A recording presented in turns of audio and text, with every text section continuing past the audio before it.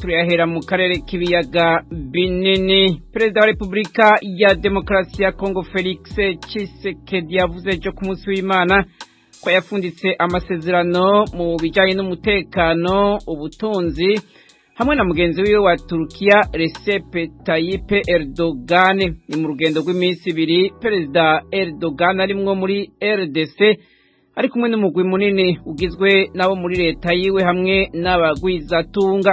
Perezida Tshisekedi yavuze kandi ko muri ayo masezerano harimwo n'igisata c'amagara y'abantu hamwe no gutwara abantu n'ibintu. Yavuze ko yasavye imfashanyo Turukiya yo kugwanya imihari yitwaje ibigwanisho imaze imyaka igisibije mu buseruko bw'ico gihugu. Uru rugendo Perezida Erdogan yatanguye muri Afrika ejo kuw'Imana azorangiza ku munsi wa gatatu, agendeye kandi na Senegal hamwe na Guinea Bissau inyuma ya RDC. Leta z'Ubumwe za Amerika yaratanguje ejo ku munsi w'Imana imyimenyerezo ngaruka mwaka ya gisirikare ku nteko za Afrika igamije kugwanya iterabwoba. Iyi myimenyerezo iriko ibera muri Cote d'Ivoire, ibaye mu gihe abakora iterabwoba bagenzura akarere kanini ku mugabane wa Afrika, cane cane mu gice ca Sahel. Ni mu gihe kandi amakudeta yeze kuri uyu mugabane, kandi abasirikare b'Ubufaransa bariko baratakaza icizere muri ako karere. Iyi porogaramu y'imyimenyerezo y'Abanyamerika yiswe Flintlock irimo abasirikare barenga 400 bava mu karere ka Afrika y'uburengero. Bimwe mu bihugu bikagize vyama byatewe n'imigwi yitwaje ibigwanisho ishamikiye kuri Al-Qaeda na leta ya Kisilamu. Ibihugu byo muri ako karere bidafise inteko muri iyi myimenyerezo ni Guinea, Mali na Burkina Faso, ibihugu bitatu bisanzwe bizwi ko biheruka kugirwamwo kudeta, bigatuma haba amakenga ko akarere ka Afrika y'uburengero kagiye gusubira mu bihe by'inyuma y'ubukoroni bizwi ko byaranzwemwo amakudeta. Ambasade ya Leta z'Ubumwe za Amerika i Moscow ni mu Burusiya yaragabishije Abanyamerika ejo ku munsi w'Imana ko hashobora kuba ibitero ku bibanza bihuriramwo abantu benshi mu Burusiya. Mu bibanza ngo bishobora kuzotegwa harimwo kandi n'akarere kegereye urubibe na Ukraine, aho Burusiya bwarundanirije abasirikare batari bake. Ambasade ya Amerika yavuze ko amakuru ava mu bimenyeshamakuru ariko atavuze amazina yemeje ko hari ubwoba ko ibibanza birimwo amaduka, ibibanza byo gutegereramwo amatereni hamwe n'ibindi bibanza byo ku mugwa mukuru no mu gisagara ca St Petersburg bishobora kuzotegwa. Ibihugu byo mu burengero bw'isi bimaze ikiringo c'indwi bigabisha ko Burusiya bushobora kuba buriko burategura igitero bwitera kuri bwo nyene kugira bushobore kuronka ico bwagiriza Ukraine bubashe gutera Ukraine. Ambasade ya Amerika i Moscow yabwiye Abanyamerika bari mu Burusiya kwirinda kuja mu bibanza hakoranira abantu benshi, kandi ko botangura kwiyumvira inzira zo kuva mu Burusiya, batoshira umutima cyane ko leta ya Amerika izoza kubatabara. Nayo muri Brazil igitigiri c'abamaze kumenyekana ko bishwe n'imisozi y'ivyondo yasenyuwe n'imyuzure y'imvura yaguye ku munsi wa kabiri ububaza bashitse kwijana na 52. Abategetsi bo muri Brazil bavuze ejo kuw'Imana ko Papa Francisco kandi yarungikiye Brazil ubutumwa bwo kuyihoza. Abatabara hamwe n'abanyagihugu bo mu gisagara ca Petropolis habereye iryo barabandanya kurondera ababo bataraboneka. Nayo Perezida Bolsonaro yavuze ku munsi wa gatanu ko ako gace gasa n'ahabereye intambara. Igipolisi cavuze ko abantu 165 bataraboneka, kandi bisa nuko atacizere kikiriho cyo kubaronka. Muri Iran abashinga amateka ejo kuw'Imana barasabye Perezida Ibrahim Raisi guhabwa ivyemeza by'uko Leta z'Ubumwe za Amerika hamwe n'ibindi bihugu bitatu bya Buraya bitazosubira kudohoka ku masezerano ya nucleaire, ariko arasubira kuganirwa ko Vienne ni mu gihugu ca Autrichia. Ibi vyatangajwe n'ikimenyeshamakuru ca leta ya Irani ejo ku munsi w'Imana.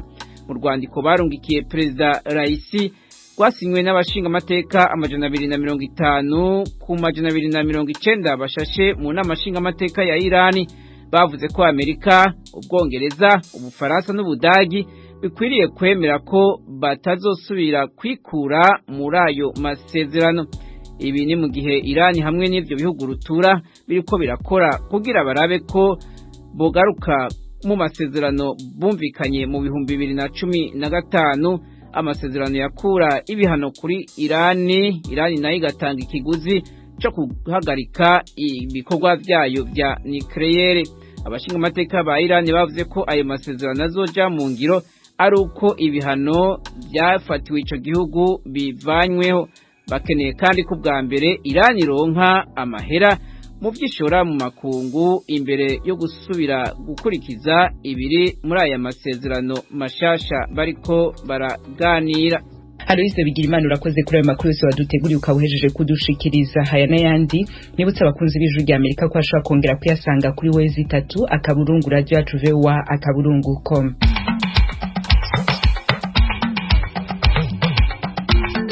Chuti bakunzi bacu nongere ndabashimire ko mandanya kumviriza Ijwi rya Amerika isamira na Washington DC mu Kirundi no mu Kinyarwanda.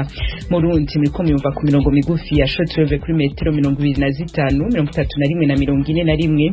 Mu Rwanda tukaba kuri FM 104.3 y'Ijwi rya Amerika. Mu kanya duca tuja mu karere k'ibiyaga bigari.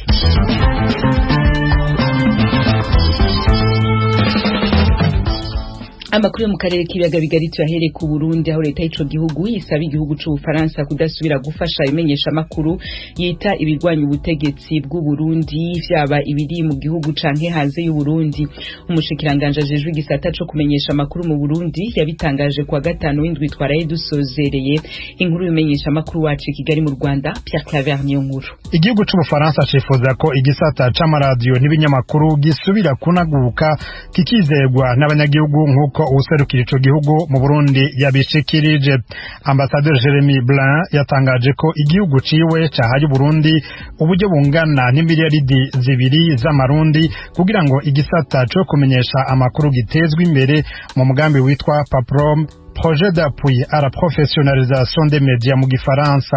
Aha umushikiranganje aje kumenyesha amakuru Leokadinda Cayisaba yashimye iyo mfashanyo, yibukije ko hari binyamakuru n'amaradiyo bimwe vyataye umurongo. Les crises politiques qu'a connu notre pays il y a quelques années ont eu un impact sur les relations zahitiye mu gihugu zaratumye icuka kiba kibi hagati ya leta n'abamenyesha makuru. Bamwe mu bamenyesha makuru bari bagiye akarangamutima kabo bigira mu bya politike, baba abavugizi babashaka gusambura igihugu cane abatavuga rumwe na leta. Nawe reka kuvuga ko yaba leta canke abanyagihugu bari basigaye baraba ribi ayo maradiyo n'abayakoramwo. Twifuza ko ako kabi katosubira kugaruka kandi ko atawusubira kubafata mu mugongo canke kubaha uburyo.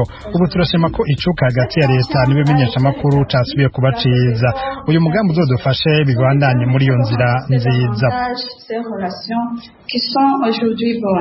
Bamwe muri abo bamenyesha makuru umushikiranganje yavuze n'abahunze igihugu ubu barenga 100.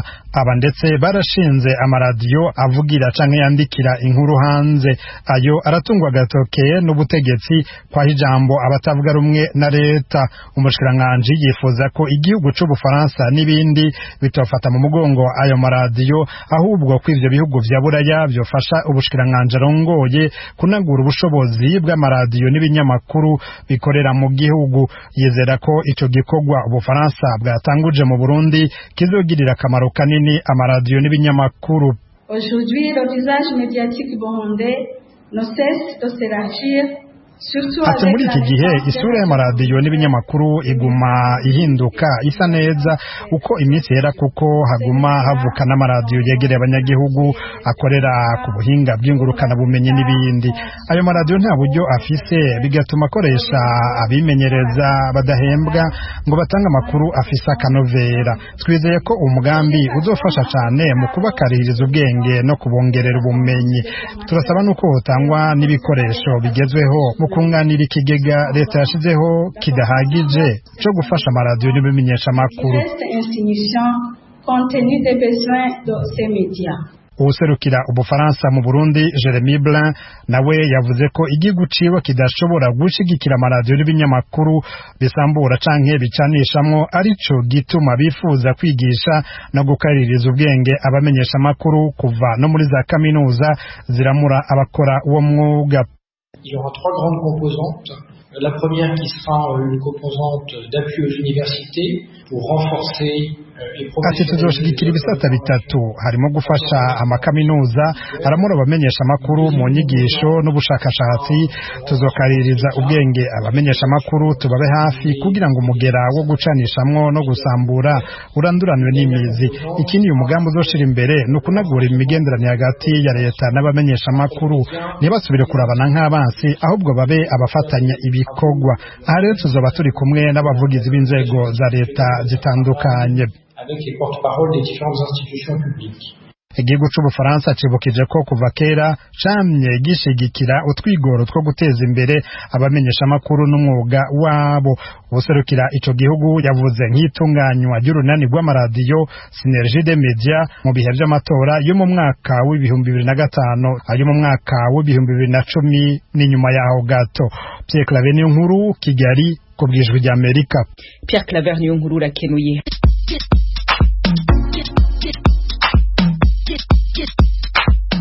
Ijwi ry'Amerika ku bufatanye na Flash TV yo mu Rwanda izajya bagezaho ikiganiro bungabunga ubuzima. Ni ikiganiro kibakangurira kwita ku buzima n'imibereho yanyu ya buri munsi. Ni buri cyumweru saa 11:15 no kuwa kane saa 12:15 ku mugoroba kuri Flash TV. Mwakurikiye icyo kiganiro ku mbuga zacu zitandukanye zirimo Facebook na YouTube kuri Radio Yacu VOA. Turabaragiye.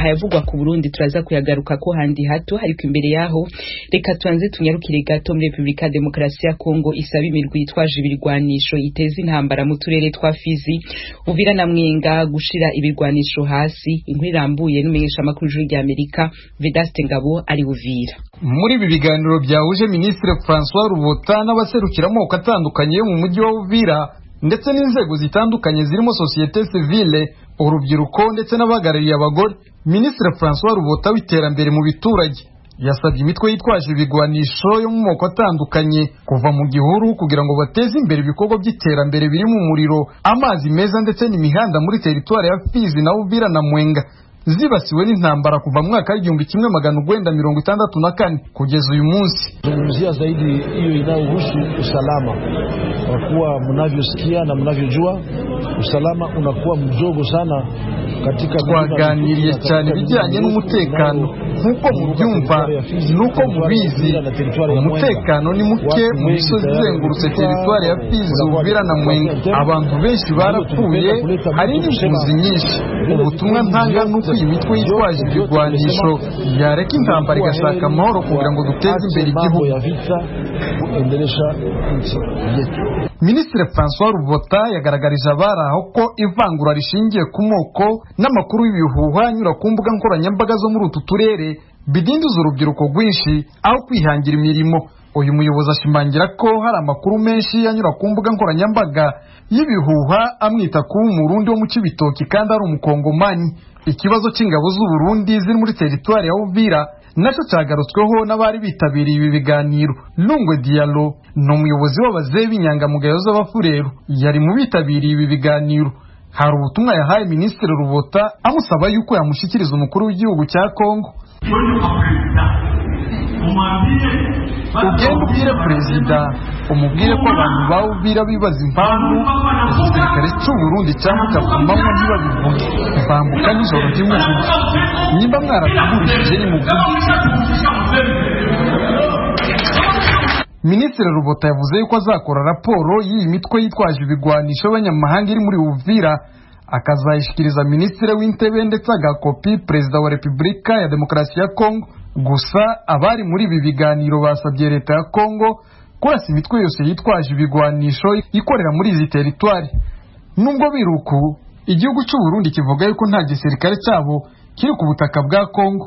Amashirahamwe yigenga avuga yuko teritwari ya Fizi, Uvira na Mwenga habaruga imitwe yitwaje ibigwanisho y'abanyamahanga n'abakongomani 90. Vedaste Ngabo kubwaragijwe rya Amerika, Uvira mu ntara Kivu y'Epfo.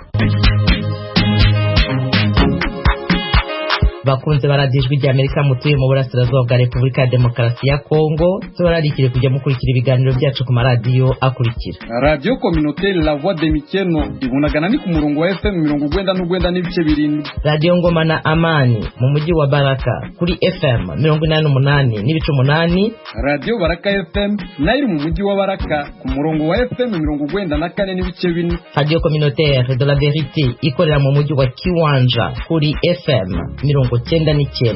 N'abadukurikira bari mu majyepfo ya Uganda mwakumva ibiganiro byacu kuri Radio Ijwi Riyobora Voice of Muhabura ku murongo wa FM 88 n'ibice 9. Ni Radio Ijwi ry'Amerika iminsi yose kuva kuwa mbere kugera ku cyumweru.